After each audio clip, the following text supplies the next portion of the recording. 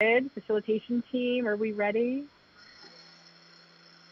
Awesome, fantastic.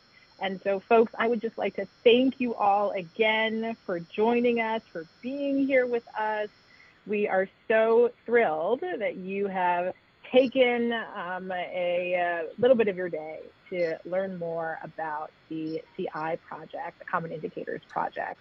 And for those of us who have just joined, just again, another reminder that simultaneous interpretation in Spanish is available. And so again, make sure that you have chosen either English or Spanish as your preferred language. And I will begin by introducing myself. My name is Victoria Adewumi, and I have the honor of serving on the CI Project leadership team. I also am helped this afternoon or morning, depending on your time zone, by Ada, Penny, Kenny, and Noel. So will they please give a wave, and we'll all be guiding the conversation and our time this afternoon. This is also a reminder for myself to make sure I'm slowing down so our interpretation team has adequate time to interpret everything being said. And again, in addition to an incredible interpretation team, we also want to just remind you of a few Zoom guidelines. I'm sure this is no one's first Zoom call, but just as a quick reminder, what would be really helpful to us is if you would please change your name to what you would like to be recognized by.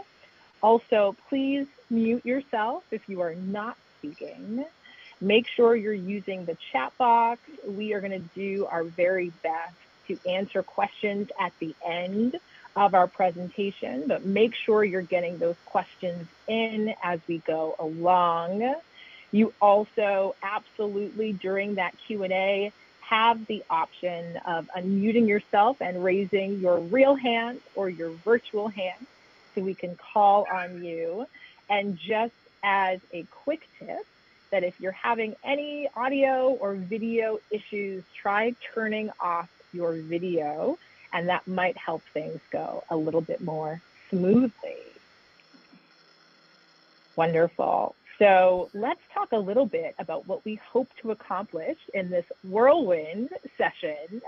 We hope that by the end of our time together, you will be familiar with our history and what we're hoping to accomplish as part of the CHW Common Indicators project. We hope you also leave with a real sense of how using the Common Indicators can really strengthen your evaluation process. And we also want you to leave with a real sense of how our project centers the leadership and participation of CHWs in everything we do, and the benefits of really centering CHWs and their experience in all of your evaluation efforts. So those are our objectives. If we talk a little bit about our agenda, we are packing it in for this time. We have our intros and our welcomes that are happening right now. You are going to also get some more information and knowledge on the project, as well as the priority indicators. You're going to hear more and learn more about how to use those indicators in your evaluation. We are going to devote a good amount of time to answering all of your questions. And also we should end our time together with a quick eval, and also hopefully get to gain a little bit of knowledge from you of how future sessions can be improved.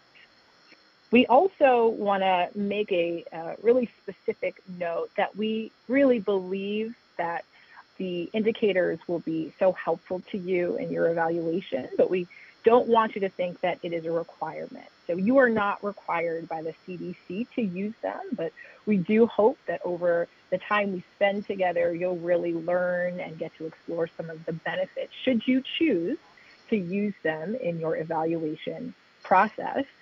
And the other thing that we also want to make sure comes to the forefront is our commitment to popular and people's education. Now, popular education is a philosophy and a methodology that grows with the same historical roots and shared principles as the community health worker model. And these two models have often been used together, and we believe that there is so much mutual benefit and strength that using popular education and the CHW model together provide.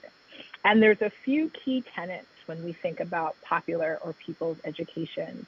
The first is that we start from the perspective that folks already know a whole lot about the topic at hand, and so we value the knowledge that you already bring into this process.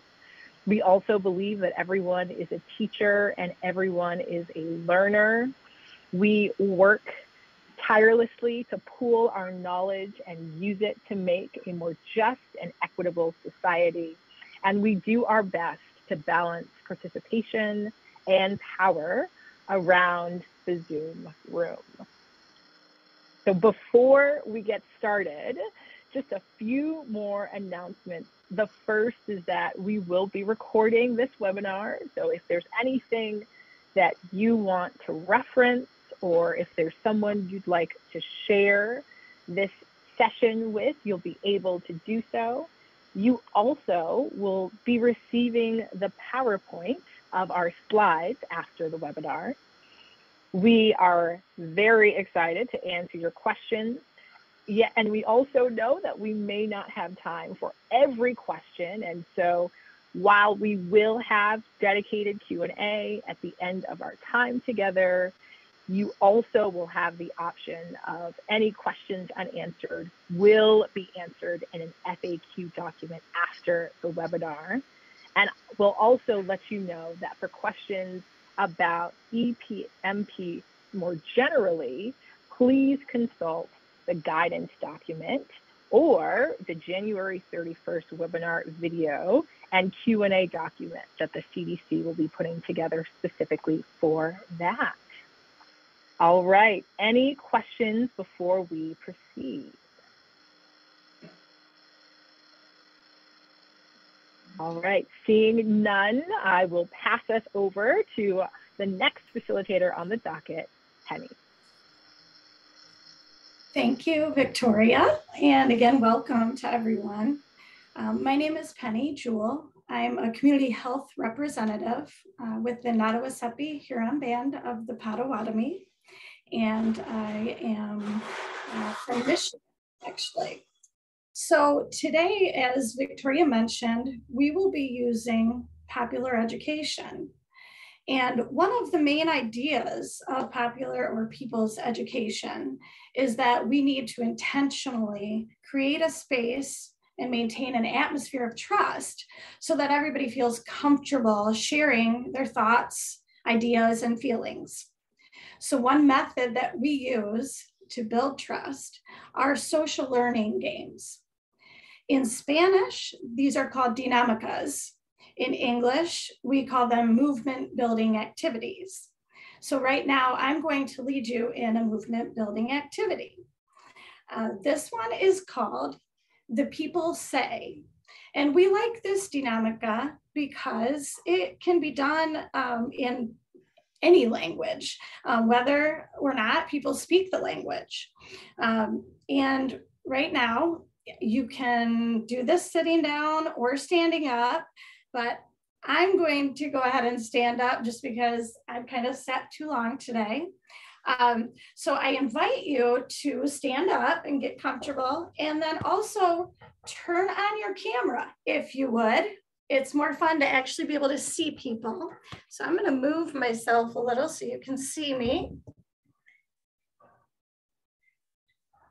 Okay, so what's going to happen is I'm going to say, the people say, do this. And then you're gonna mirror whatever I'm doing. You're gonna mirror that, okay?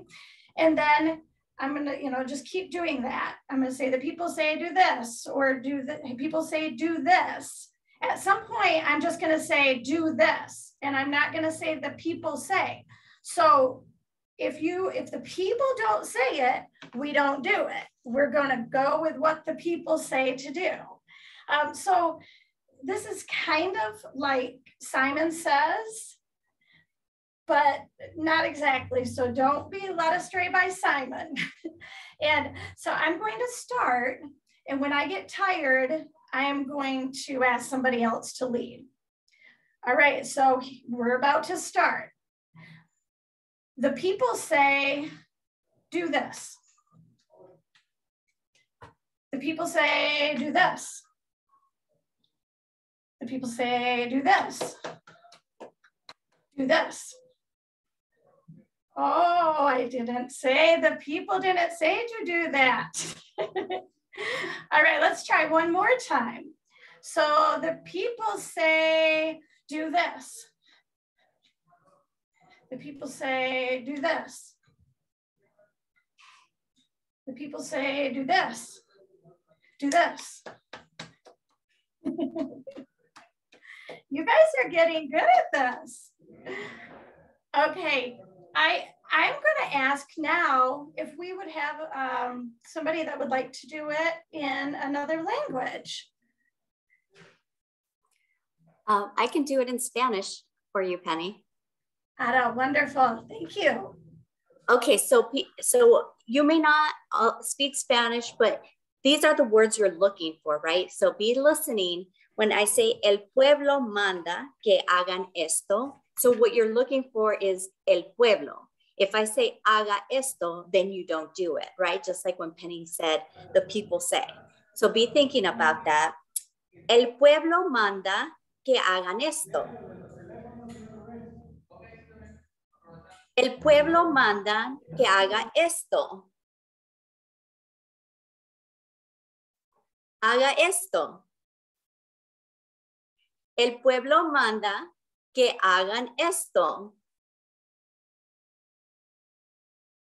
Bueno, muy bien. Now I'm going to pass it on over to Victoria. Awesome. I would love to lead this in Yoruba. So what you all are listening for is the people say, "Awon iniyo sope," and then do this, which is sheai. So, "Awon iniyo sope sheai." "Awon iniyo sope sheai." "Ai iniyo sope sheai." Sheai.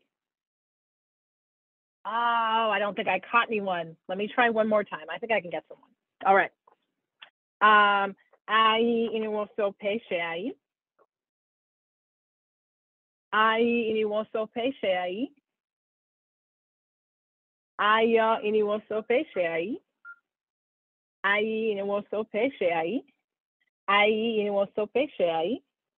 Sheai. Oh, I think I caught someone. Penny, I'll hand it back to you. Thank you so much. That was so much fun. Thank you. Thank you. So now I just have a question for everyone. After doing that dinamica, do you feel any differently? Or how do you feel? And you may put an answer in chat if you want. You can go ahead and go off mute. And oh, smiley, yes, refreshed, a bit left stiff. Yeah, nice to stand up. We're connected. I love it. Yes, all of those things, more engaged and energized, stretching and movement. I love all of those. And all of these are exactly why we do the dinamicas, the movement building activities. So thank you, all of you, for your participation. And now I think I'm going to pass it back to Victoria for our next portion.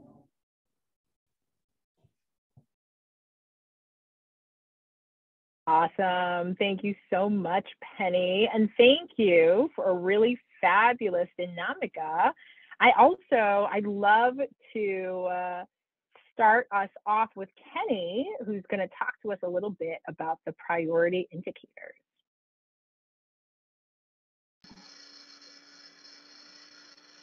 Actually, Victoria, I think this is where you are going to talk about the brainstorming question. Oh my goodness, what would I do without this facilitation team, you guys? What would I do without these amazing folks? Awesome. So we have for our brainstorming questions, thank you so much. And again, we are centering our popular people's education principle of everyone already knows quite a bit about what we are talking about today. And so as we explore that, and again, please don't think too hard about this, please write your answer in the chat for the following question, which is, what do we already know or imagine about the CHW Common Indicators project? So I'll say that one more time. Please put in the chat for us, what do you already know or imagine about the CHW Common Indicators project? And I will look at the chat. We have from Laura, it's a guidance for evaluation assessment. Absolutely. We have from Julie, a tool to help with consistent evaluation and outcomes. We've got a response about standard measurement and data collection tools, standardized methods of metrics, group working to make sure CHW programs are successful and consistent. From Justin, a way to create cohesiveness for evaluation throughout the country. A way to build relationships to help with infectious disease and chronic disease. These are fantastic answers. Does anybody have anything else they want to mention in the chat or unmute themselves to talk about? Maybe I can call on Teresa or Teresa, depending on how you pronounce it, if you want to talk just a little bit about your response in the chat. I don't know that I have anything other than what I put in the chat. I saw a presentation on the common indicators maybe during the pandemic, so sometime in the last 2 years, and I just remember being kind of surprised that many of the indicators they weren't in the traditional like health outcomes bucket that I usually see or think of. But we're focused on organizational health and sustainability and kind of respect for community health workers.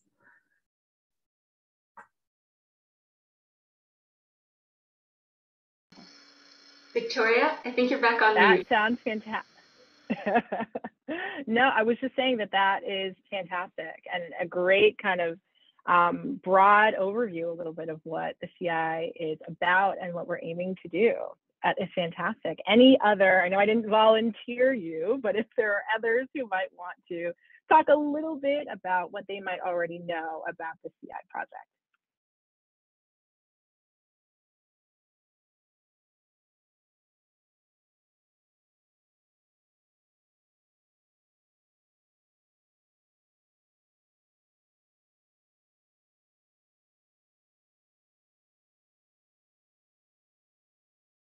And I'm reading back in the chat.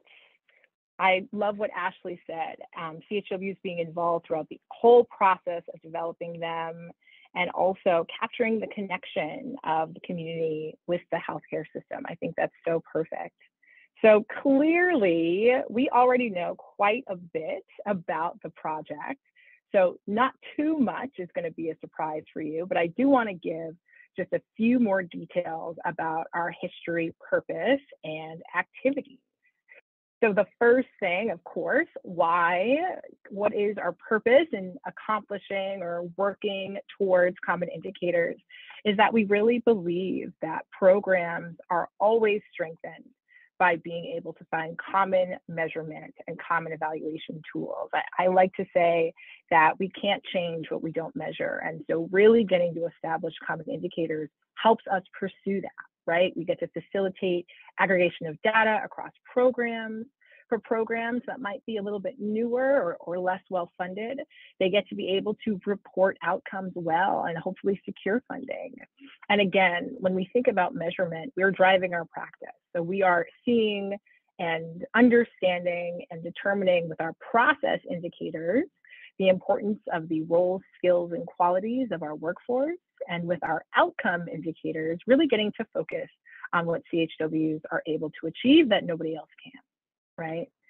Some other interesting thoughts for you all when we think about where did we come from and where did we start. In 2015, CHWs and researchers, stakeholders, all sorts of folks, evaluators, researchers from 5 states formed this project.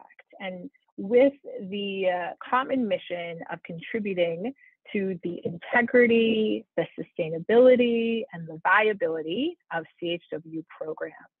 And really, and I want to make emphasis around this point, that there's collaborative development and adoption of these common process and common outcome constructs as indicators for our practice.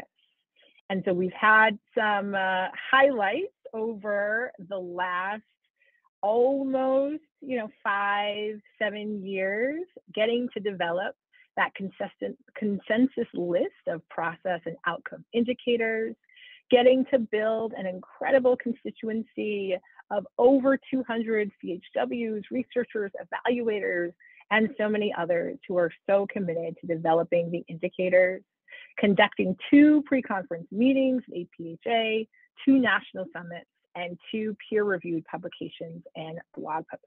So that's a little bit about us and our history.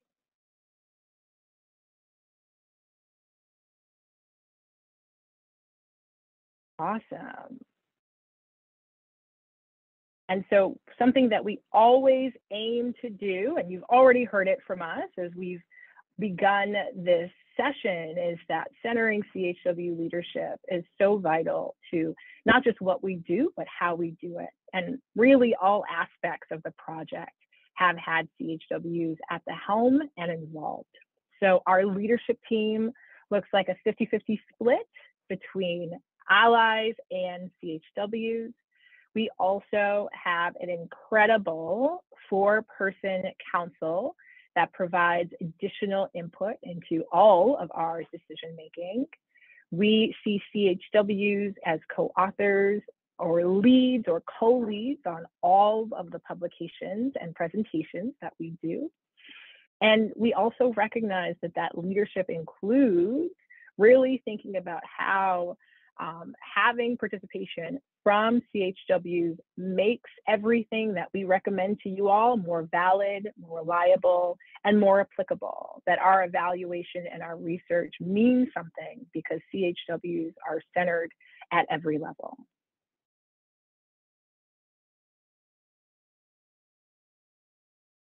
So I am so thankful to my evaluation team getting to share a little bit with you.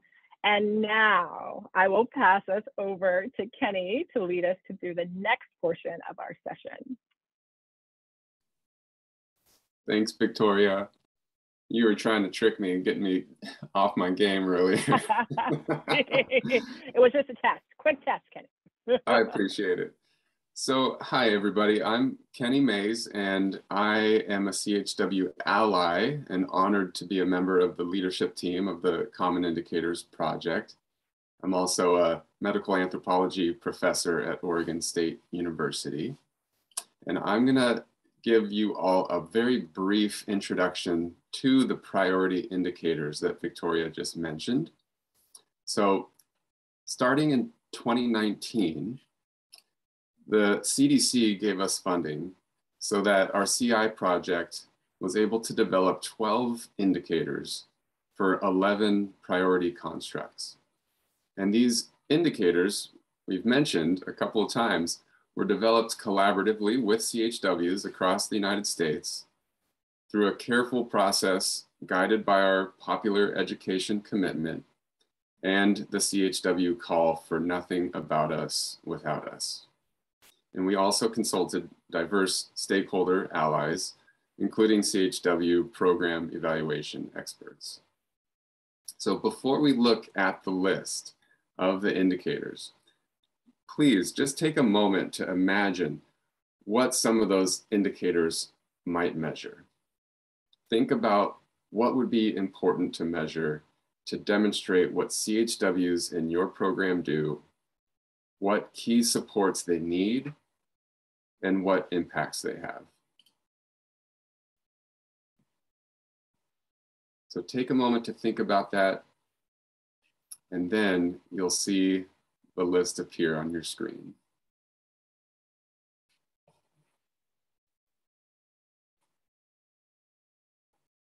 Okay, there is the list of 12 priority indicators. So a few things I'll say about this list. Generally, the process indicators are at the top of the list, and what we call the outcome indicators are at the bottom. But there's some nuance. Some of the indicators can be considered both process and outcome. And also CHW supervision is at the bottom of the list because we developed it most recently. So the majority of the process indicators, they're measured at the level of the CHW. Though indicator number one, it also has a component that's for CHW employers. And then the majority of the outcome indicators are measured at the level of the community member, or also referred to as participants or clients or patients. And then I'll highlight indicators number 10 and 11 on this list, policy and systems change. Those are measured at the systems or institutional level, either by programs or states. So this is an important piece here.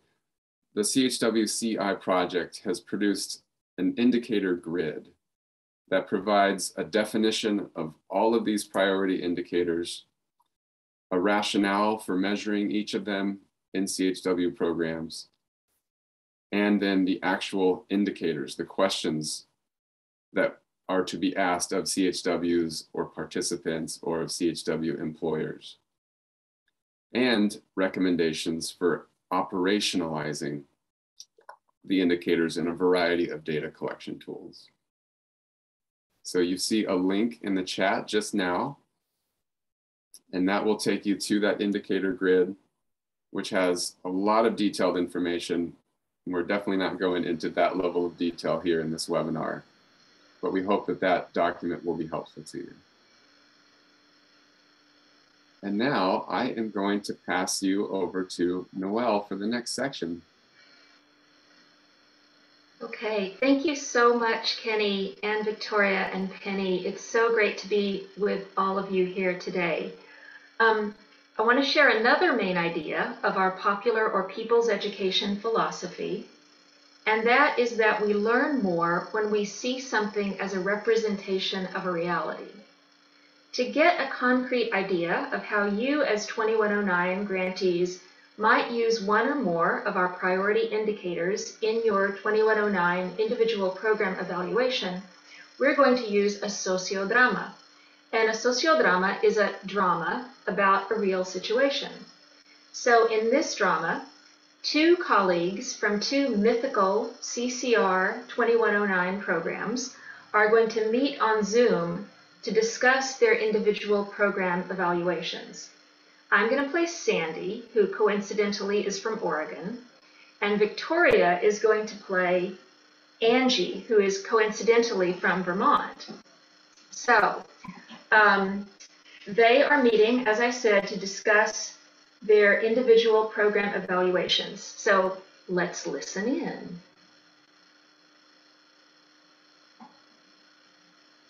Hi, Sandy. It is so good to see you. Hey, it's great to see you, Angie. I'm so glad that we were able to find some time to talk about our individual program evaluations. On top of the long hours that we've put in over the last 2 years and having to hire staff, honestly, I'm feeling pretty stressed. Yeah, I know what you mean. Sandy, I feel like the last couple of years have been a blur. I mean, my kids are home again after the latest COVID outbreak, so I am empathizing so much with where you are, but I also kind of love to hear, what are you thinking so far? Well, as you know, one of the desired outcomes of the CCR program is integration of community health workers into the existing workforce. This outcome is measured in performance measure CB3 and IR4 as the number and type of organizations that are employing community health workers. I'm trying to figure out how to go deeper. Do you have any ideas? That's a good question. Well, I've been looking at these CHW Common Indicators that they talked about in the webinar, and I'm thinking that we could measure the quality of integration of CHWs into our organization using Common Indicator number 4, CHW involvement in decision-making and policy-making, or Common Indicator number 5, CHW integration into teams, right? As a CHW myself, I really appreciate that these indicators reflect the perspective of CHWs, and they can be collected in the surveys of the CHWs in our program. Angie, that's a great idea. And you just gave me another idea.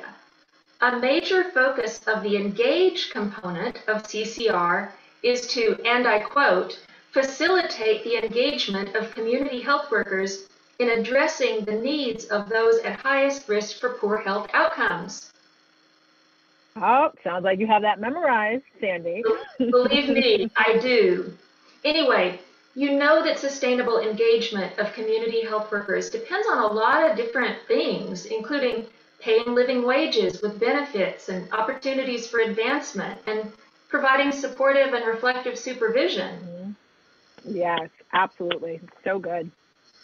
So I'm thinking that to measure the system's capacity to facilitate effective engagement, we could measure Common Indicator number 1, which is compensation, benefits, and advancement, and or Common Indicator number 12, which is supportive and reflective supervision. What do you think?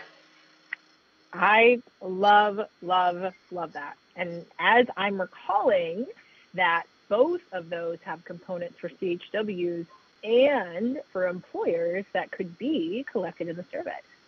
Exactly.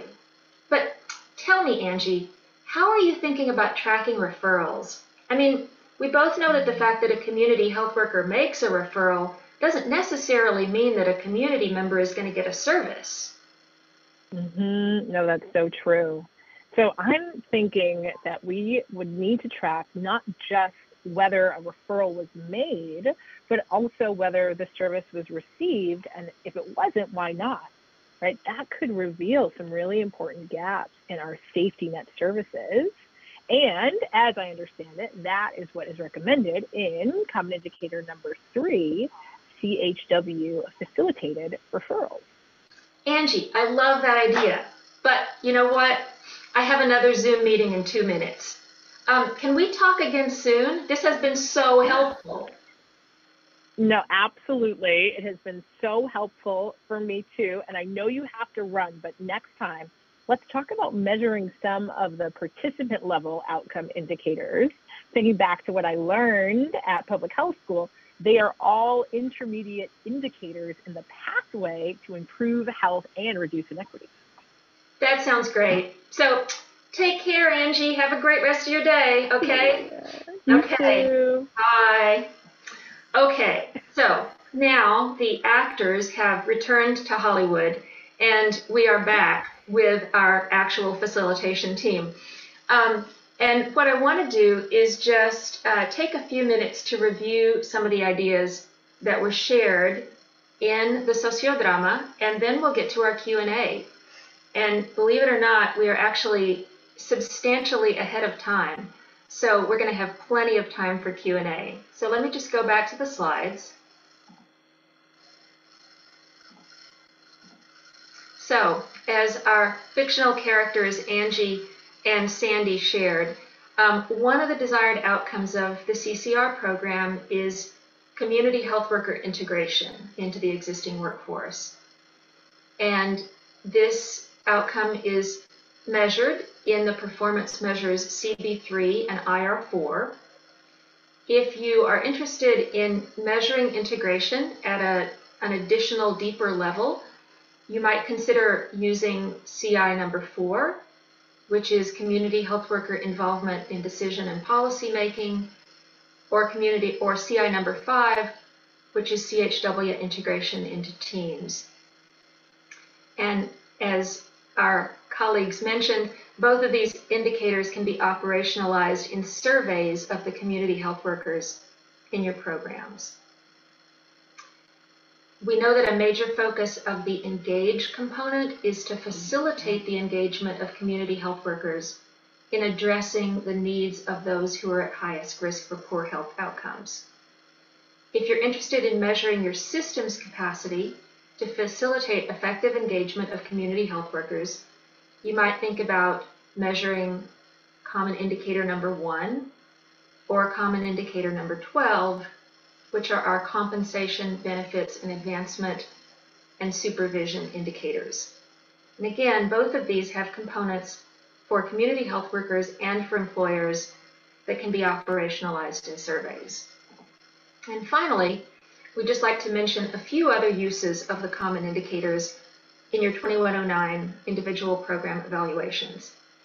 You might consider tracking whether referrals are completed and why or why not, as recommended in common indicator number 3, to measure system capacity to support community health workers. You might think about measuring program and/or state level policy and systems change with common indicators number 10 and/or 11. And then we'll mention that all of the participant level outcome indicators measure intermediate outcomes that are in the pathway to improved health and reduced disparities. They can be more time-consuming to collect, but they are demonstrably in that pathway. So I am going to stop sharing my screen at this point, and we have arrived at our question and answer period with more than the 25 minutes we had anticipated. We have about 40 minutes, or maybe even a little more, for question and answer. So at this point, we're going to pass the baton over to our colleague, Ada, who's going to be reading your questions. I'm going to ask all of my CI colleagues to come back on screen. And if you would like to answer a particular question, CI colleagues, just raise your hand and we'll share that responsibility amongst us. So thank you, Ada. Hi, everyone. So if you would like to ask a question, feel free to put it in the chat. I will be monitoring the chat. If someone is willing to unmute and ask your question, you can also do that. Let me see, they're already coming through. Let's see. How many of the CIs should evaluation plans include? So who would like to answer that question? I can get us started, Ada. So there's no set number. As Victoria mentioned in the beginning, this is not a requirement of the CDC that you use one, some, or all of the common indicators. They are here for your use if you find them useful in measuring some of the key concepts at a deeper level using indicators that have been developed and vetted by the field. Would any of my colleagues like to add anything to that?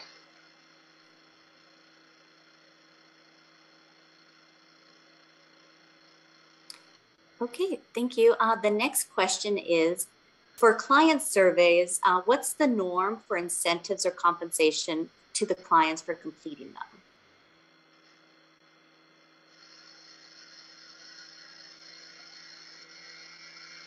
I'm happy to take a stab at that one. Okay. I would say it definitely runs the gamut. There are programs who, and I'll say as a CHW, I always appreciate when individuals are compensating others for their time because time is valuable, but it's by no means the norm across programs. So it really, to me, depends on what you have capacity to do and really what you are, what you think is going to be most beneficial in getting surveys completed. But again, I think that's up to your discretion.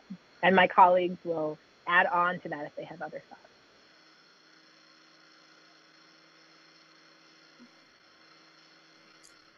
So we have a question specifically for Kenny. The document says draft on it. Is the document going to change?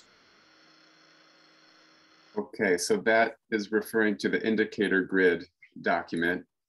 And yes, it does say draft on it because it is very possible that pieces of it will change. But I think what's most important to communicate is you don't have to worry about it changing in the short term. So we're still in the phase of making sure that these indicators actually work for programs. And that's going to lead to changes so that they work better for programs. But for now, we're sharing this document and you don't have to worry about it changing in the next week or the next month or anything like that. I hope that's a adequate response to that question. I'll let other folks from the team chime in too.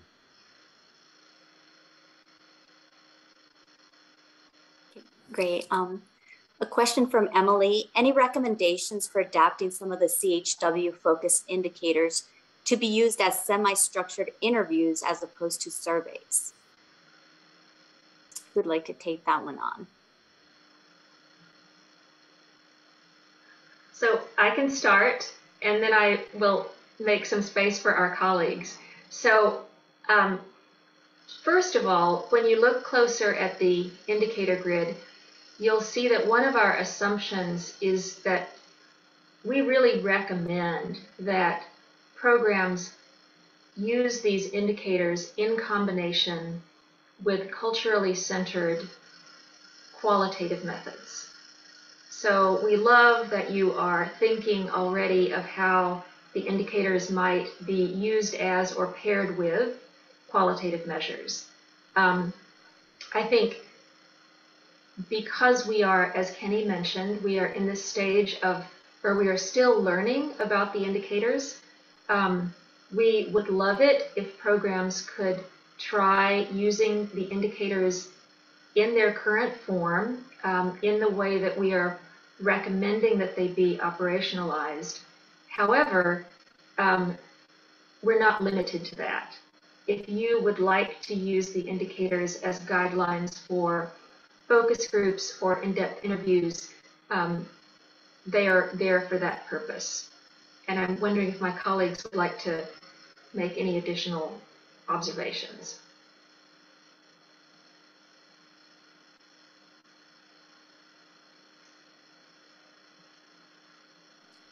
Okay, the next couple of questions have to do with, I'll start with this one. How do you track whether participants have acted on, received services from a referral? So that's just a general question.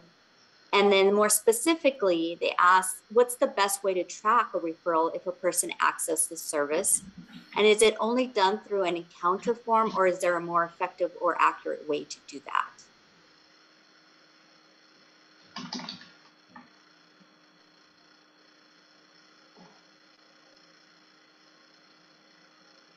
I got a little distracted because I was chatting to Penny, who has a lot of background noise. Could you read that question one more time? Sure. So the question is about tracking referrals. So what's the best way to track those referrals if the person actually accessed the services?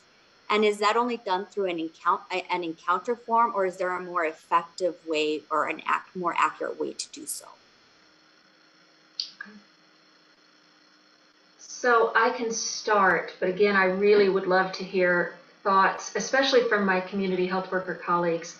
And Penny, again, feel free to answer in chat if you have lots of background noise. In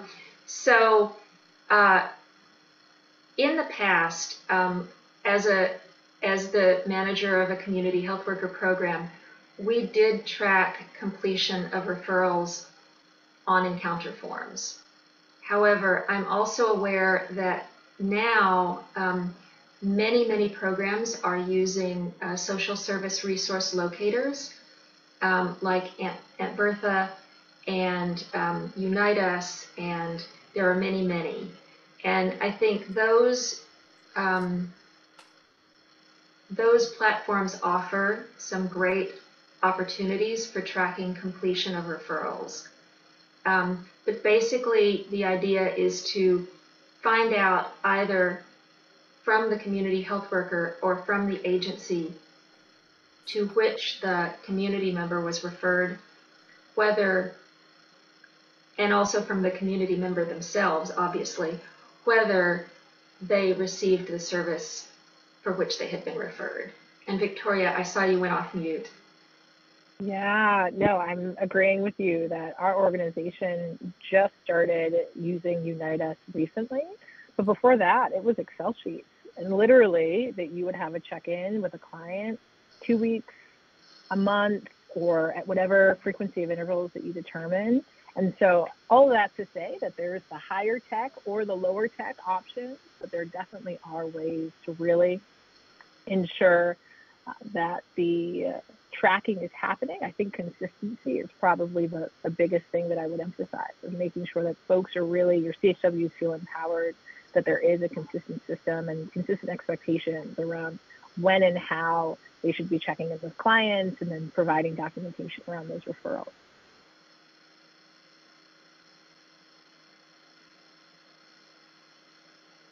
Any other comments from the CI folks?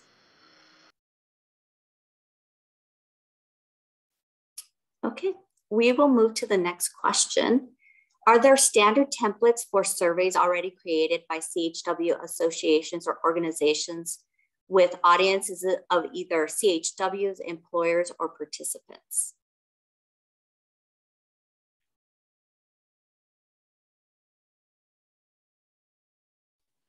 I can start with that one and respond quickly that there aren't really standard templates, but there are certainly examples. So I think that there's no standard template in the sense that this is widely available. This is how you have to use it. This is how it has to be worded, and this is how it has to look, or anything like that. But there are examples that programs have started to use with our indicators. And it's really important to not just reinvent the wheel and make those kinds of resources accessible to you all. Mm-hmm. Yeah, and I would just add, some of my favorite examples are folks that have just incorporated the indicators into the evaluation tools they already were using. So they didn't have to recreate a brand new survey document. They really were able to weave the indicators, and it was less of a burden on the folks administering the survey as well as the client. So anytime there's opportunity to do that, I think we'd encourage it just for ease of use. And I'd be happy to read Penny's comment that she put in the chat, which is, there's not a standard template. I personally created a Google form and Microsoft form for the participant indicators. We're just beginning to use those in our organization. And I'll just add to what my colleague said and say that, again, you'll see this in our list of assumptions, that one of our strongest guiding lights from the beginning of this project was to make the indicators as easy as possible to integrate within your own existing data collection systems. We want this to be, we don't want this to be onerous for either the community health workers or data folks in programs to collect the indicators. So what that has looked like, as my colleagues have alluded to, is programs that have used Excel spreadsheets, programs that have used SurveyMonkey, programs that have used Qualtrics, and programs that are currently working to build the indicators into larger data collection platforms used by multiple organizations. And we'd be happy to talk more with you if you'd like to have some guidance on how to build the indicators into your current platforms? Thank you. This is a great question. So Ava asked the question, are there states or programs in the US who have successfully funded CHWs outside of grants to help the CHWs into the workforce? If so, who are they? We know Medicaid provides some reimbursement. How do we make CHW services more sustainable? Yeah, that is a $1 million question.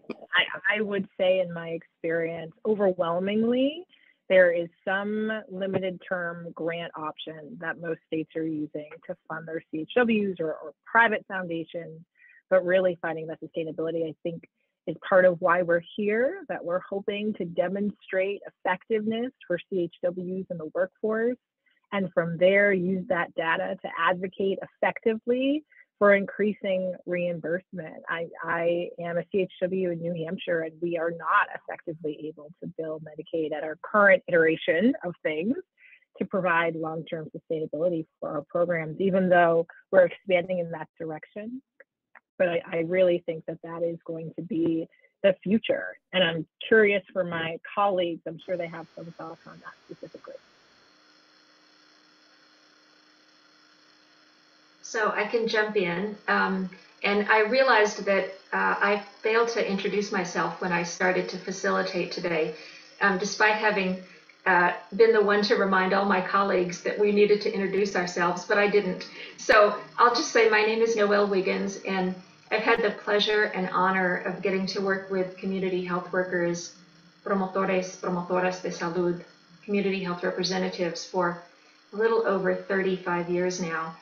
And sustainable funding is something that we have been talking about for literally all of those years.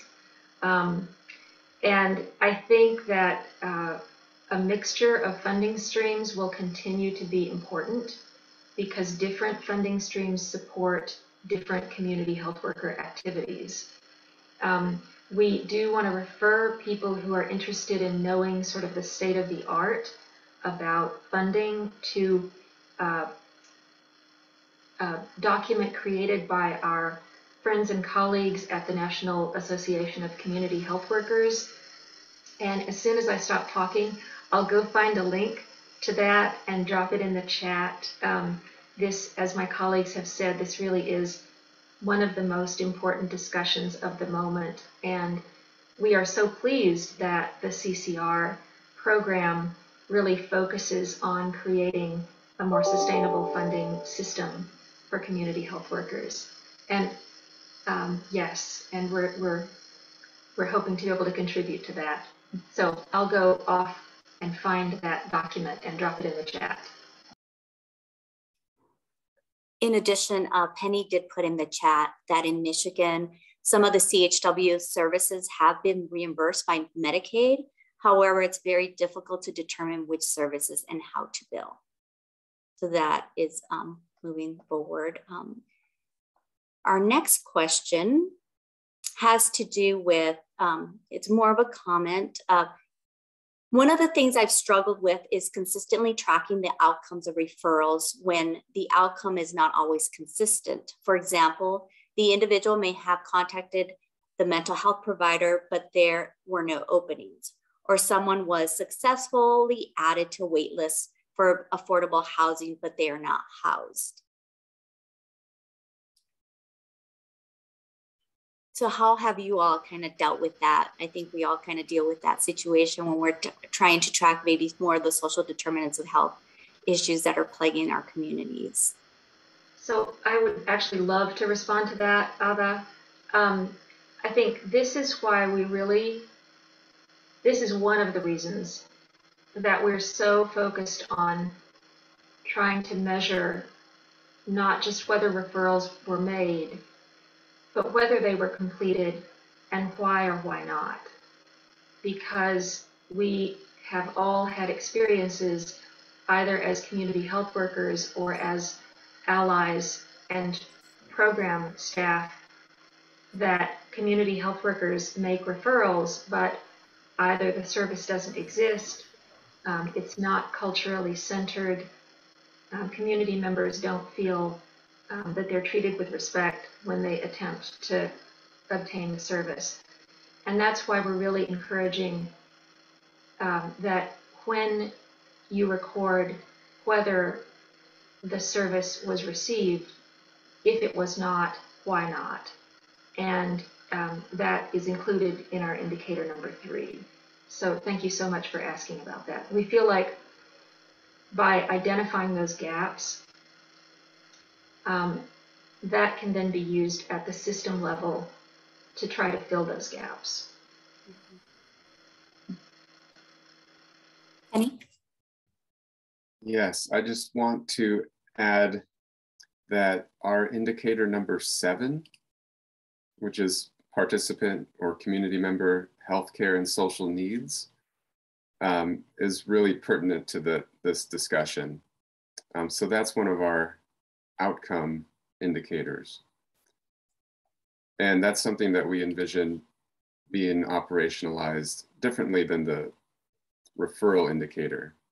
So this would be operationalized in surveys or assessments of participants, of community members at different intervals of time, asking them whether or not, for example, they are housed, whether or not they're experiencing food insecurity, and so forth. So I think of the referrals indicator and indicator number 7 on healthcare and social needs as connected in that way.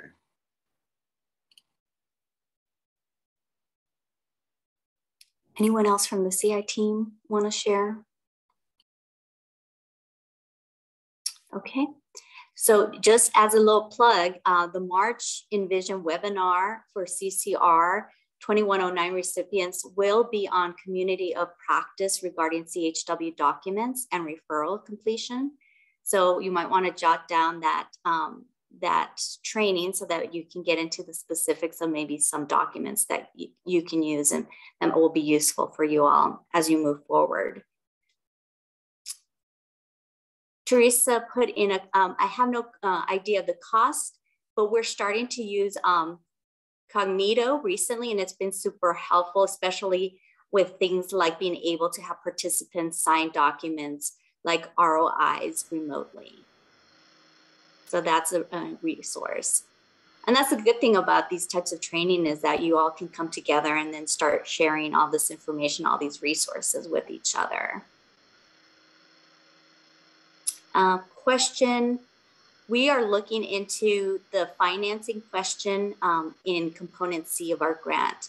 We're exploring sustainable financing models, which may include a blend of Medicaid, private sector, and health plans insurance.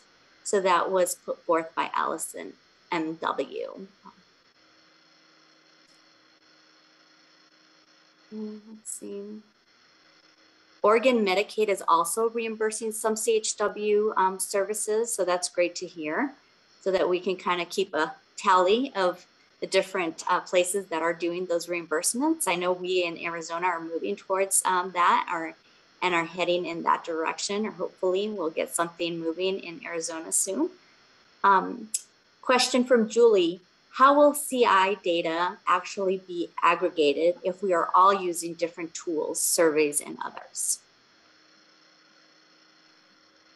So I can start there. Again, I'd love to hear others. So this is literally like the $40 million question. Thank you for posing it. We have started as a very grassroots effort, which was then received the funding from the CDC, which has helped us immeasurably. We're also aware that the very long-term goal here is to be able to build some kind of a platform or system where we could aggregate data across programs.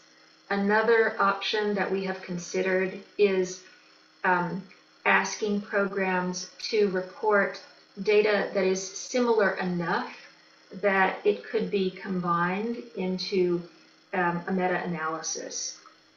Those are things that we're currently working towards. Our current funding doesn't quite allow us to get there, but they're definitely things that have been in our minds since the beginning. And I will use this as an opportunity to say that if these questions are really engaging to you, and if you have any great ideas for us, we invite all of you to join our bi-monthly meeting of our advisory group. The next meeting will be in March, and it is in that setting, as well as on our leadership team and our CHW Council, that we grapple with questions exactly like that one. So I'll step back and see what my colleagues would like to add.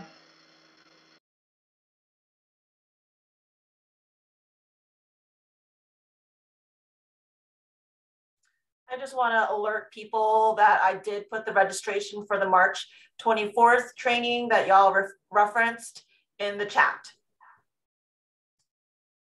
Perfect, thank you. A follow-up from Allison, could you consider making categories for referral outcomes based on the most common, most common outcomes, such as service not appropriate, applied but no response, on the wait list, etc.?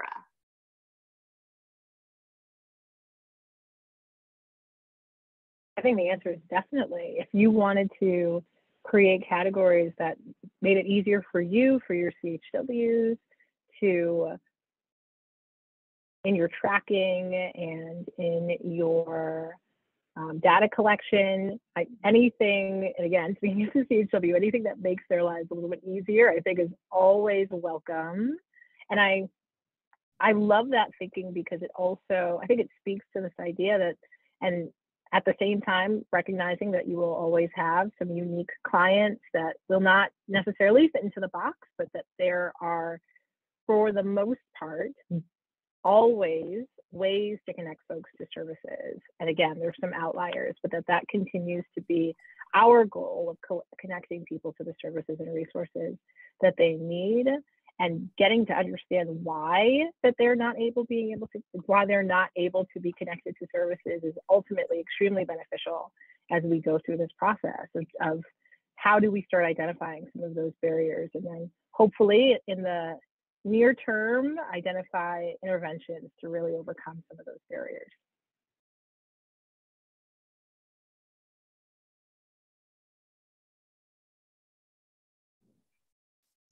Okay, Laura Salcedo did post on to please sign her up for their advisory board. So you're already getting volunteers, so that's great. I'm just going through to make sure that I got all the questions. There is a comment by Ashley saying that Louisiana is also working on implementing some Medicaid financing for CHWs, but we are keeping in mind that Medicaid will likely not ever be able to fund all CHW roles. And then Noelle did post the Common Indicators email address in the chat. If you are all interested in signing up for the advisory group, please feel free to use that to email the group. Any other questions that people would like to post in the chat, or if anyone would like to unmute and ask the question, please feel free to do so.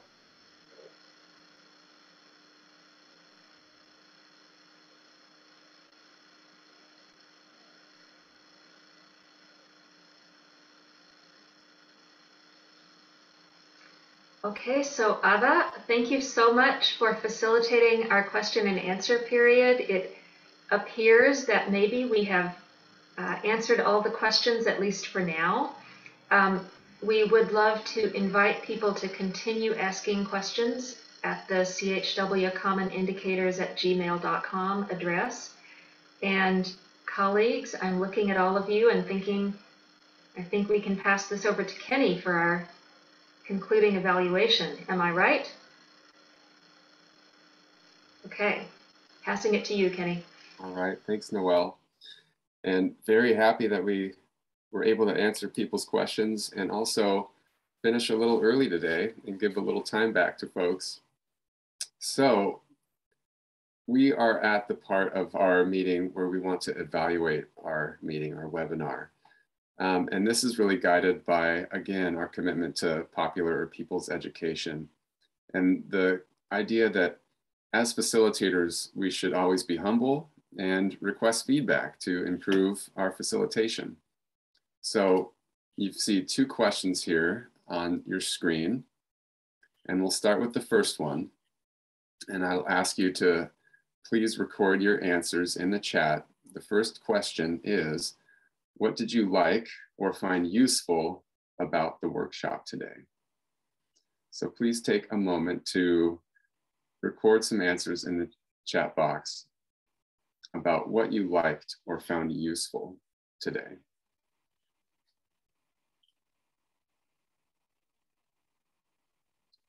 The dinámica, yes, thank you.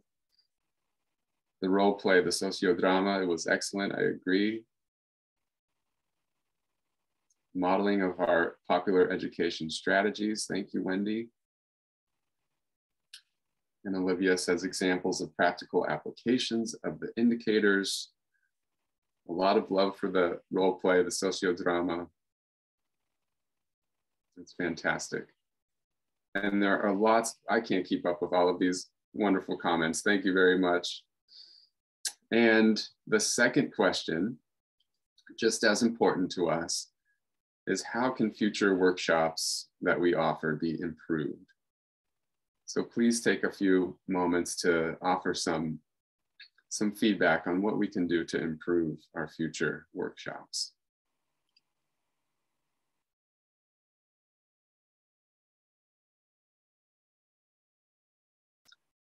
Eva says, give community examples. Thank you. Some breakout rooms. Thanks, Maya. Provide examples or samples of work, surveys that may be applicable. Space for participants to share knowledge, tools, and resources. Thank you. Some specific examples of CI measure best practices, sample surveys. Thank you. I'll let you have another moment. These are all very helpful comments and we really appreciate them.